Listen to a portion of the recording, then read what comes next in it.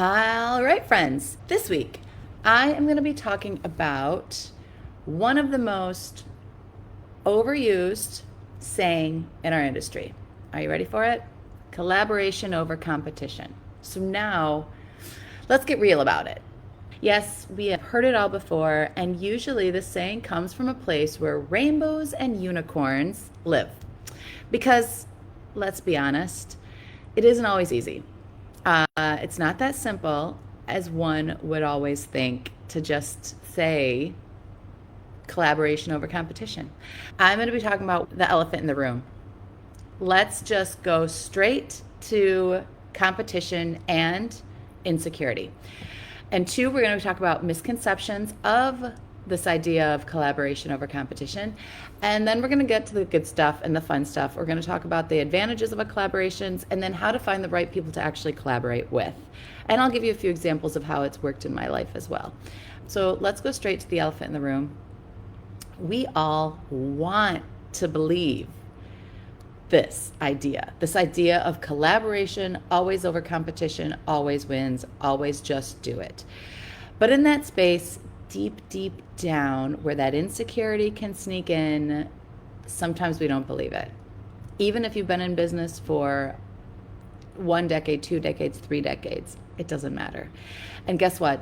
It's okay. It's okay to admit this out loud because we are human.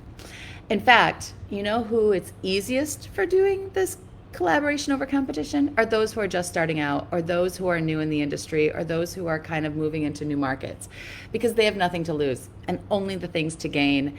And to be honest, I don't even like really admitting this out loud. The more you have, the more you're consistent, the more you feel like you're in your game and routine, the more you don't want change. And change is scary. And the more you feel like you might have things to lose, the more you need to keep up. So until you get to that place where confidence is more the norm than insecurity, but that's a talk for a different day. This is going to happen. And so the question is, how do you overcome these feelings? There was a friend who once said, I was starting my business and I was having panic attacks. And I asked my friend once, is it ever going to end? And she said, no, it just happens less often and less intense. And that's kind of the feeling about competition and insecurity, is when it comes to your business, you're always going to have moments of that, no matter how confident you are, or how confident you appear, or how great everything is going. You're still going to have those moments, but it's about how quickly you can overcome those feelings. So let's talk about overcoming these competitive feelings, because we just acknowledge they happen and it's okay. It's what you do with it that matters next. Acknowledge the natural tendency to feel this competitiveness, especially in a business like photography that's oversaturated and people coming on the market time after time after time. Know that you have something to offer. Know that it's still okay to feel this way. Let's reframe these competitive thoughts and instead try reaching out to fellow photographers for support and advice and make you feel like you're not the only one in the world. And be honest about what you're going through and what you're thinking. This is when it might not be easy to reach out to a photographer who's your direct competition, but this is where having photographers that are outside your direct market is super helpful. Step 2 would be feeling comfortable reaching out to photographers and making friends that are in your same environment and your direct quote unquote competition. Then finally, work on changing the conversation in your head from competition and business to focusing on personal growth and improvement, and focus on these life similarities that you have with these other photographers who are actually more like your coworkers or your peers.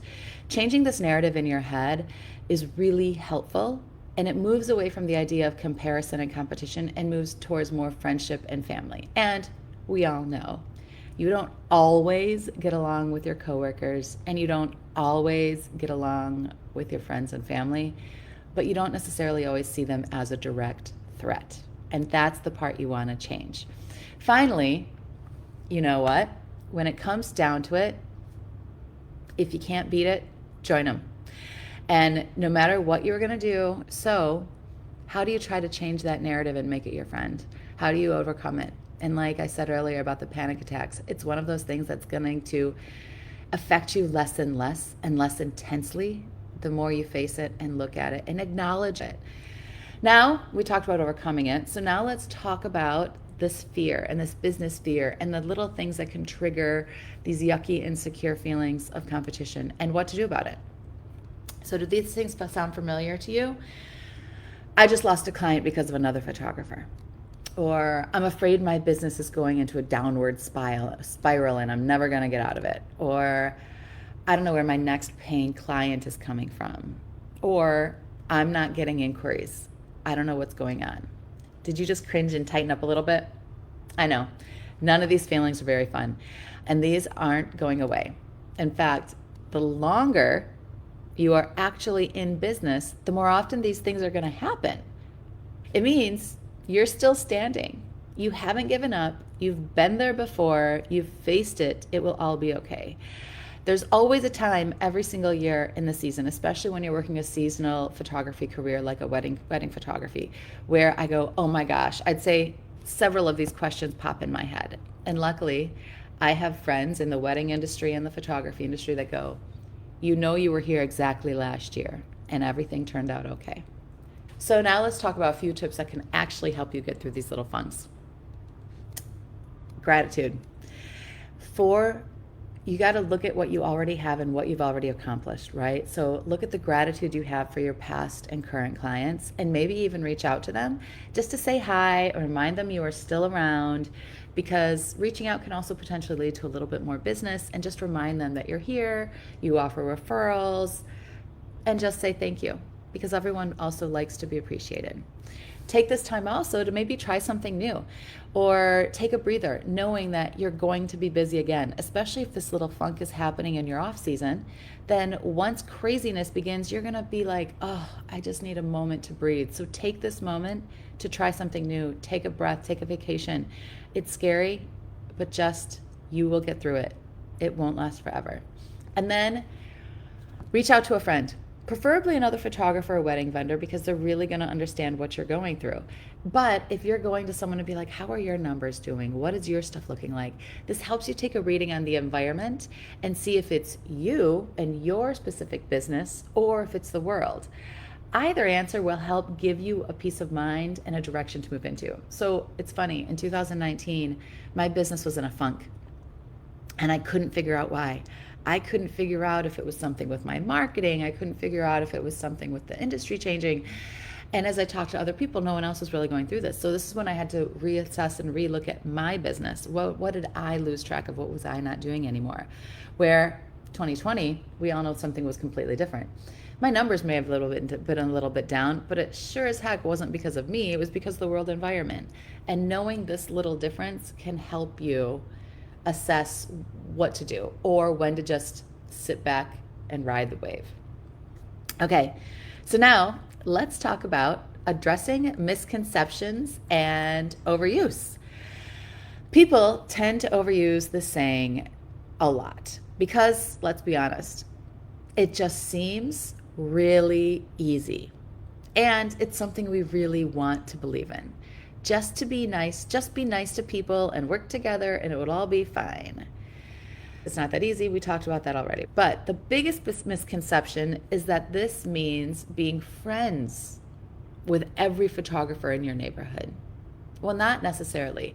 I mean, you always want to be kind and considerate and never mean, but that doesn't mean you have the same thing in common, and it's also not the same thing of actually collaborating and becoming friends. So let's clarify a little bit what collaboration means. It means creating professional relationships and supporting fellow photographers, right? It doesn't necessarily require that you guys are besties, and it definitely doesn't require that you are besties and collaborate with everyone. Just because you don't want to collaborate with one person doesn't mean that you're in direct competition with them. So we can actually separate these two concepts. You can still wish them well, but you don't have to fall into the hoopla of this trendy saying. You also want to keep in mind, like in life, who you want to be associated with. Are these people you're collaborating with like-minded? Do they have the same business ethics? Are they similar in brands? Is there a way in which your two businesses together or your two personalities together can actually better both of you? And then you also want to always remember to allow yourself to set boundaries and be selective about collaborations. You want to make sure and they are aligned and your collaborations align with your business goals and values. There's no use you wasting a lot of time working in one direction to collaborate with someone that isn't going to do you any good and also isn't part of your goals or your values of your business. So you have to understand your business plan, your brand, who you are, what you want to go on, your personal goals and professional goals. Again, this doesn't mean you don't have to be friendly and you don't have to be kind or nice. It just means you don't have to necessarily collaborate. Okay, enough about all this negative stuff. Now we're going to talk about the warm fuzzies, the genuine reason why this beautiful saying, collaboration over competition, is as popular as it is. Because in a way, it's true. And if it's not true, it's something that we really want to believe is true. In an industry where we're oftentimes alone behind our computers, it's really nice to have a team of fellow photographers in your corner that can bring you up when you're feeling down, despite them being quote unquote competition. Because you know what? No one else can relate as well as they can to what is going on inside that busy little brain of yours. So let's talk about the advantages of the collaboration. One, they can lead to a mutual growth and learning. So it can up your game if you'd like by you're sharing resources and knowledge and skills. We all have a little piece of the puzzle, right? And this is where a high tide rises all boats is another saying that always goes around this is true. So, if you know someone who's really, really good at off-camera light and your really strong point is natural light, when you guys collaborate together and learn from each other, both of you become better photographers. And if an area has two awesome photographers, it can draw in bigger, better, more beautiful weddings, for example, right? Where if just one is super talented and amazing and the other's quality isn't quite there, you're not going to get as many people in because you, as one photographer, cannot service an entire area, no matter how much you think you can. So this is where that mutual growth and learning is super helpful. Also, local equipment borrowing. It's always a bonus to try out new equipment and to get the direct reviews. And if something happens on a shoot and you don't have equipment, you've got someone to help you out. I know on Mackinac Island, this is so helpful because there's no place other than other photographers for you to borrow and use equipment. And we sure as hell are always helping each other with that. It can also be super fun. So say you want to host a co-hosting styled shoot or collaborating on marketing campaigns. And one thing I love to do with fellow photographers is actually I have a camera, they have a camera, and we build content for each other. We just photograph each other and have a blast doing it. No money exchanges. It's 100% a barter. And it's fun in the end. You don't have to do the post-production. You just hand the cards over. So it's super easy. It's also always great to have an expanded network of photographers because you might think that this leads to losing work, but it can actually lead to a referral network. So if new clients come in and you get new client opportunities, you, again, can't do everything. So who are you going to forward it to? You're going to forward it to your friend. You're going to say, hey, I'm not available, but this amazing photographer is. The more photographers you have in your network, the more chances of them referring work to you. And how bad is that? So you might think you're losing clients, but in fact, you can actually be gaining them. Now, here's the thing. If the friendship is super authentic and honest, there is no price for a genuine friend that can offer you support. I can honestly say that one of my best friends in the world was my direct competition, and I contact her constantly for what should I do in this situation? What would you do in this situation? Again, it's really hard to run a business by yourself, and when you have other people in the world with you helping you and giving you ideas too, it helps you get an idea of the market. I reached out to all my photographers all over the world and said, what would you do in this situation? What are you charging? What's the industry like? And you can't do that without having this collaboration. So now let's talk about a few tips to figure out if a collaboration is going to be good for you or not. These are things you want to look at before or as you're starting to know other people in your industry to kind of decide, is this someone I want to bring in with a hug, or is this someone I just kind of want to smile and wave to at a distance? You know that feeling. So one, you want to research the potential collaborators to ensure the compatibility, right? You want to make sure they're compatible in terms of style and target market and business ethics. Business ethics is a big one. You want to make sure that they're those people that want to do this, right? Doing this does not mean that it's the same thing, right? Collaboration and competition are not the same thing. You always want to be kind. So let's clarify that you want to have people that are like-minded. You are allowed to set boundaries. But another way in which this idea of collaboration and competition is totally twisted is, and this is where we're going to swing back to how you can look at things. Another way in this idea has been kind of twisted, and it's a misconception, is that it's been used under the guise for self-promotion and expecting a one-way side benefits from partnership. It's almost like a manipulation move. It's been used as this kind of like mic drop, if you will. Well, you have to do this because, wink, wink, collaboration over competition. So when you're looking at doing something, you want to feel good about it. Trust your instinct. And if it's something that makes you feel like, oh, hold on. So you want to make sure that, so what I wanted to say is that when it comes down to it, you want to feel good about it. You want to trust your instinct. And these are a few other ways for you to figure out if it's going to be something good for you and for both of you. You want it to be a win-win for everybody. And you never want to use this idea of collaboration over competition as a mic drop, as a end-all be-all sentence. So when you're looking at something, you really want to make sure the people you're working with have the same idea and the same business ethics and look at this concept in the same way. It might be a good idea to also reach out to past people who have worked with them or their industry peers for recommendations. So reach out to your other people you've collaborated with and see, hey, do you have any friends that you think I might get along with, or anyone else that you think I should work with? Because when it comes down to it, like attracts like.